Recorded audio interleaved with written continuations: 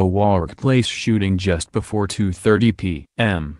in a quiet neighborhood of Long Beach on Friday left 2 men dead, including the shooter, officials said. Long Beach police said they went to a law office in the Bixby Knolls neighborhood amid reports of an active shooter at large. They said they found multiple casualties, but it was no longer considered an active shooting scene. Authorities said the gunman died of a self-inflicted gunshot wound and did not engage with police. Police found a weapon at the scene. 2 men died inside the law office, in the 300 block of San Antonio Drive, said Long Beach Police Department Sergeant Brad Johnson. A third victim took himself to a hospital. He was listed as stable and is expected to survive. Johnson said all 3 men were employees of the law firm. Long Beach City Councilman Al Austin, who was briefed by police, said the shooter, a former employee at the law offices of Larry H. Parker, killed 1 person and then himself. Austin represents the Bixby Knolls area. Johnson,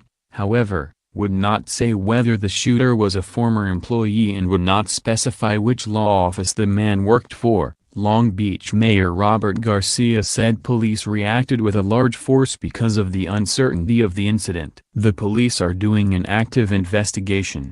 They are talking to folks that were obviously there and folks affiliated with both the victims and the shooter, he said. All of us are sad and thinking about the victims and families involved. The area was blocked off by police and fire crews. Several ambulances were on the scene. The building's windows were decorated with Christmas displays featuring candy canes and Santa Claus. A satellite office of the law firm, at 3925 Atlantic Avenue, was cordoned off with police tape and being guarded by a squad car with emergency lights on. Joy Wilson said she had heard police sirens outside her home, about a block away from the shootings, and walked outside. There she saw about 24 people running down San Antonio Drive, looking like they were trying to get away. They were definitely panicking, Wilson said, standing near the police tape. Helicopters buzzing overhead. Police were there with assault rifles and technical gear. Something bad was happening, she said. They were moving.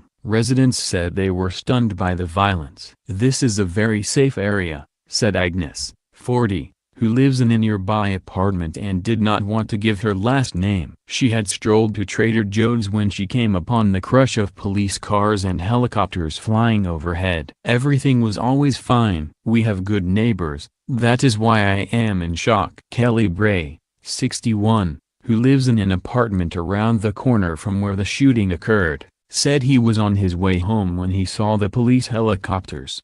When you see helicopters over your home, and they're police helicopters, that's a bad sign, he said. He called his 2 sons, who were at the apartment, and told them not to leave. Then he walked up to the scene, where he saw dozens of police officers, some wearing body armor and helmets and carrying shotguns and M16s. He saw paramedics staging at the nearby 7-Eleven and 2 police teams form on either side of San Antonio and approach the law office in a conga line. Other officers were crouched behind police cars on San Antonio, guns drawn. Police then made him and others vacate the area. Nothing like this happens here, he said.